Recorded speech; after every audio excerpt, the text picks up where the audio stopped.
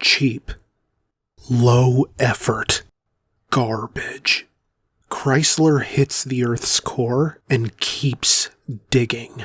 Worse, they keep digging as if continuing to dig is the best idea anyone could have. Brian is out of town this week, and I had a shoot fall through, so my younger brother stepped up to save my bacon. And I love the guy more than life itself, even if his car is, well, if there has ever been a company willing to break its spine just to clear a limbo bar laying on the floor, it's the company now going by Stellantis, a name that sounds like something coming to Steam this month. This is a Dodge Journey from 2019, 2 years before Chrysler changed its name, but I've been given no indication that the name change brought about any meaningful improvement. In fact, a name change in and of itself is the canary in the coal mine. It's not a red flag, it's a red zeppelin. It's Denmark in the Olympic Parade of Nations. You can change the company name as many times as you want, but Chrysler is still gonna Chrysler, because not everybody can successfully rebrand. For every Amazon, which was once Cadabra, or Google, which was once Backrub, no seriously, look it up, there's 1,000 companies like Oldsmobile who tried to change only to have it go over like a public proposal to save a dying relationship. They tried for a different demo and just ended up signaling to their biggest consumer base that their money was no good here, because "it's not your father's Oldsmobile" is basically telling Grandpa Eugene to kick rocks. You're not slick, Chrysler. I see you. I saw you then and I see you now. You're not John Cena. You can call yourself whatever you want. So what is the Dodge Journey? Why is the Dodge Journey? I'm the Roman. This is Race to the Bottom. And today, I continue my search for the absolute worst cars I can get my hands on to hopefully find something that even... I am so hungry. I've been out filming 2 cars today. Nick is taking his final drive for a future video, and I need to get some food in me, and thank goodness there's Factor. Oh yeah, I've been waiting for this. Factor are fresh, never frozen meals, and they're dietitian approved. I'm having tomato basil chicken along with carrot orange ginger, yes, cold pressed juice. It was so good it was almost a smoothie, and they do make smoothies too. Factor does calorie smart, keto friendly, vegetarian, vegan, and protein plus, which is what this is. Thank you, Factor, for sticking with this disgusting show and all of our gratuitous jokes this entire time. You guys are cool. Head to Factor75.com, click the link below, and use code regular50 to get 50% off your first Factor box and 20% off your next month of orders. That's code regular50 at Factor75.com to get 50% off your first box plus 20% off your next month of orders. Yeah. And now, back to Nick. So now I'm telling you, this journey sucks. No point to lie. Believe what I say. Or don't, it's your life. Dodge Journey, the official car of dealer incentives.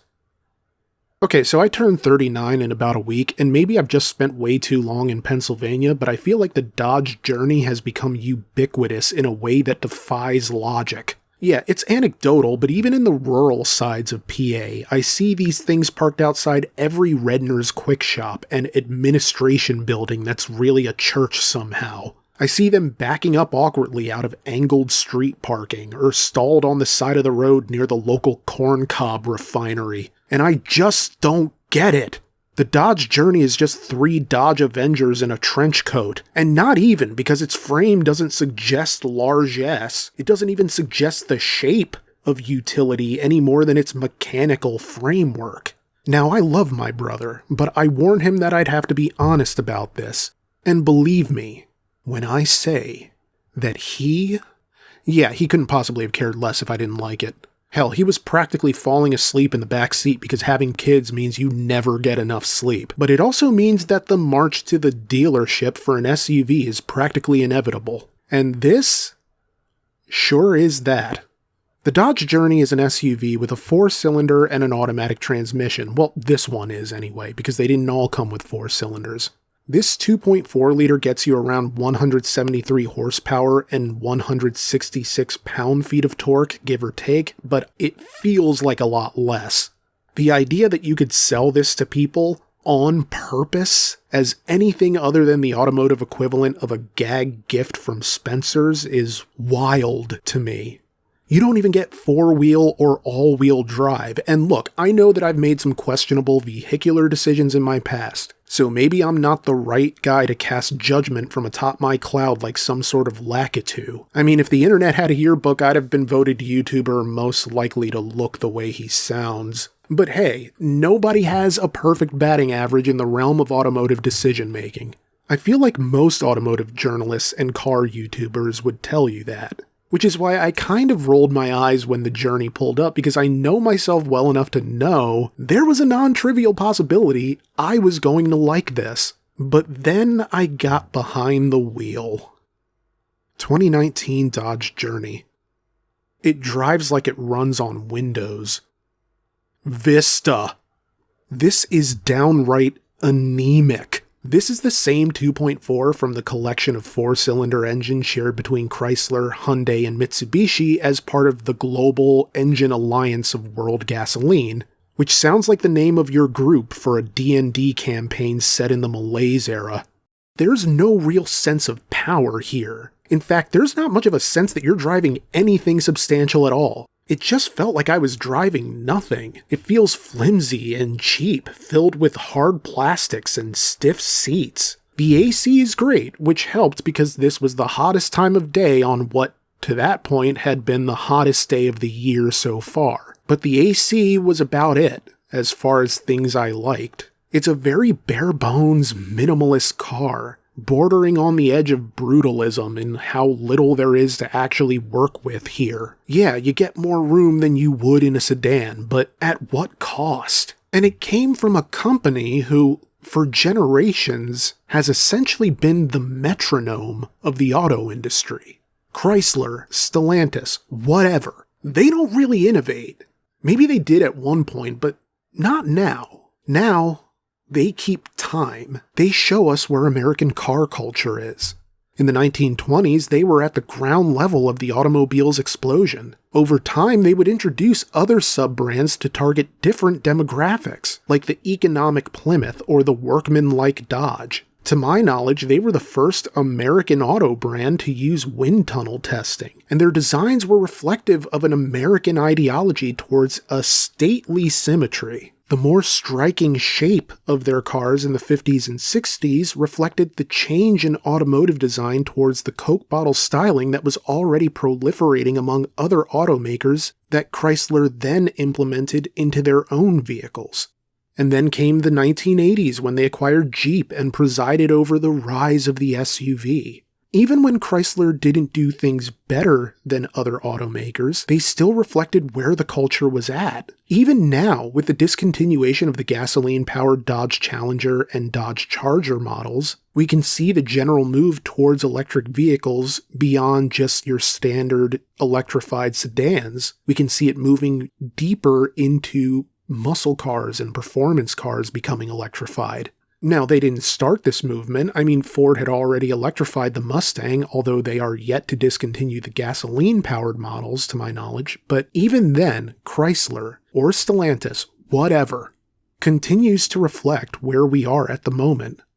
But the Journey feels hilariously low effort. It's something that feels like a tax write-off they didn't expect anybody to actually buy. I could see Chrysler being pestered into making something in the general ballpark of a Honda, like a CR-V or a Honda Pilot or something.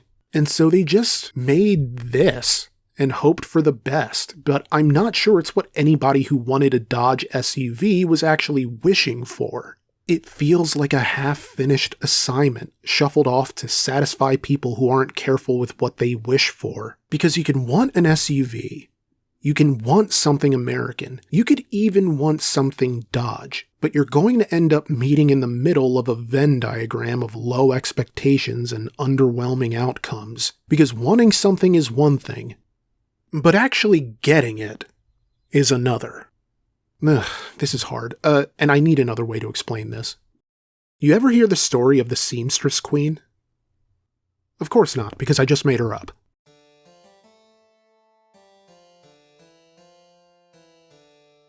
Once upon a time, in the mystical land of Hondapolit, there lived a seamstress.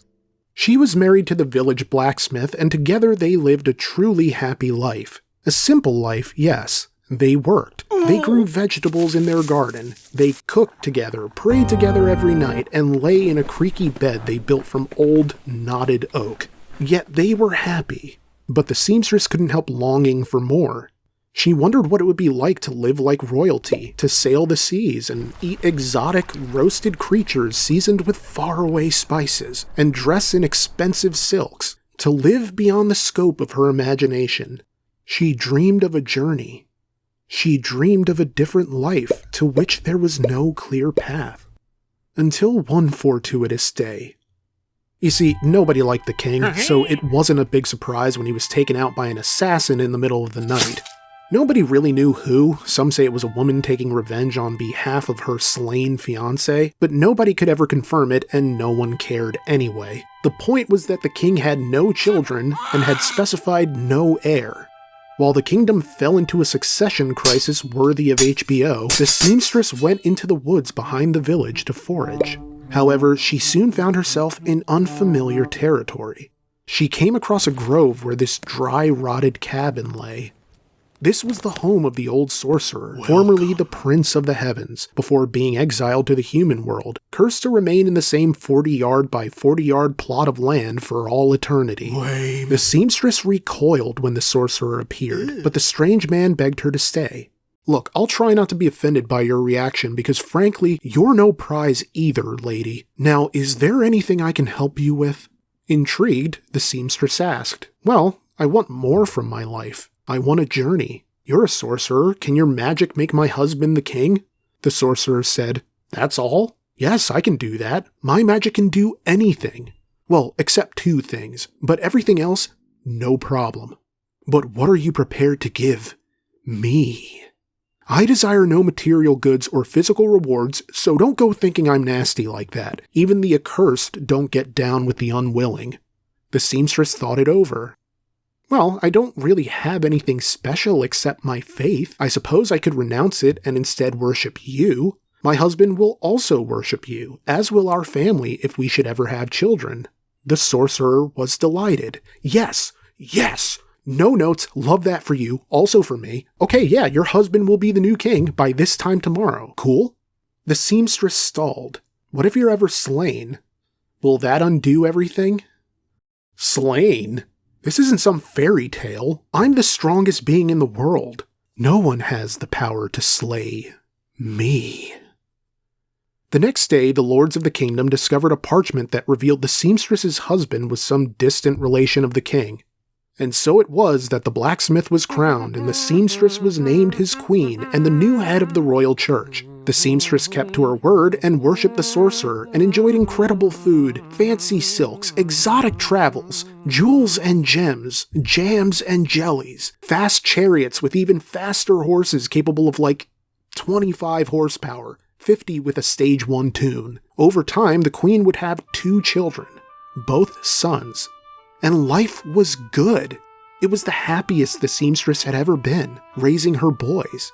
But this is a fable. And so naturally, things took a turn when a terrible plague swept through the land, killing thousands. The king and the royal princes were all stricken with illness. So sick were they that the doctors did not expect the royal family to make it to the end of the week. The seamstress, desperate to save her family, returned to the sorcerer. Please, said the seamstress, my husband and my sons are dying. Please heal them. I will make sure the entire kingdom worships you. And let me tell you, the sorcerer was elated. I accept. By the time you return to your castle, your family will be healed. The sorcerer held true to his word, and the family had been miraculously healed, and the plague left the kingdom soon after. The royal family was healthy, and they were loved by all, and for this good fortune, the seamstress kept her word. With the king's agreement and the queen's royal decree, everyone from the highest-born noble to the lowliest drunkard on the tavern floor worshipped the sorcerer. And it remained this way for many years, a good 10 years at least.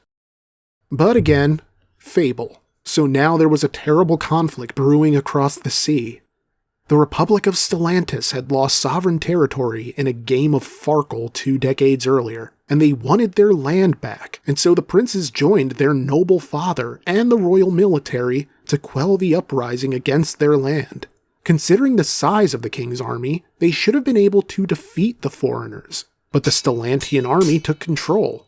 When word reached the seamstress, she raced to the sorcerer and pleaded for mercy. "Please," she said to the sorcerer, "help us win this war and bring my family home. If you do this, you may have my soul for all eternity." This was too good a deal for the sorcerer to pass up, so he waved his wand, and the conflict was ended. The kingdom of Hondapolet had proved victorious. But as the queen waited for the ships to return, she noticed a black sail. When the army disembarked, a procession marched from the gangplank, carrying 3 wrapped shrouds. The war was won, and her family was home at last, to rest forever in the soil of their forefathers. The queen buried her sons and her husband as the rain gathered around her shoulders like a shawl, and the great ivory caskets were lowered into the uncaring earth. In that moment, all the queen wanted was to be a simple seamstress again, to know the peace and joy of her husband's love, to raise a family in a peaceful land without war. So she returned to the sorcerer one last time. She begged him to send her back so that she might try a different path in life. But the sorcerer said, "Well, you know how I said my magic could do almost anything? I'm sorry, but resurrection magic and timecraft are forbidden to all." Dejected, the desperate queen stood for a moment in thought and said, "Then make me like you. I've lost everything. The wonders of this world hold nothing for me. But if I had your power, maybe I could conjure my family's spirits and live with the shadow of my joy. For doing this, I swear to you every soul in my kingdom, as is my right as queen and head of the church to offer." The sorcerer could hardly believe it. Every soul, his. With a wave of the sorcerer's wand, the queen could feel the power coursing through her body. "What will you do now, your majesty?" said the sorcerer. The seamstress looked to him and said, "Something I ought to have done long ago." And with a terrible flash of light, the queen obliterated the wicked man until all that remained were otherworldly ashes. The queen turned to leave the grove, to return home, to populate her castle with the specters of her fallen family, and to live with their ghosts. But she found herself knocked back at the edge of the forest, unable to pass. She was completely still. She could see the clearing ahead, but she couldn't move towards it, only back again towards the terrible shack that had once been the sorcerer's home. "Make me like you," she had said. "Make me like you." In that moment, the queen realized she would have her wish. To be separated from a life of royalty and return to the simplicity of a one-room shack. Nowhere to go. No world to see. She had given up her boring yet happy life to find herself in a life every bit as simplistic but filled with unending despair. The queen settled into the shack and began making herself at home. The summer was soon coming, and the days would be longer than she could bear. But at least she would have the company of ghosts, and a lesson she had no children to teach. When your heart seeks a journey, be careful what you wish for.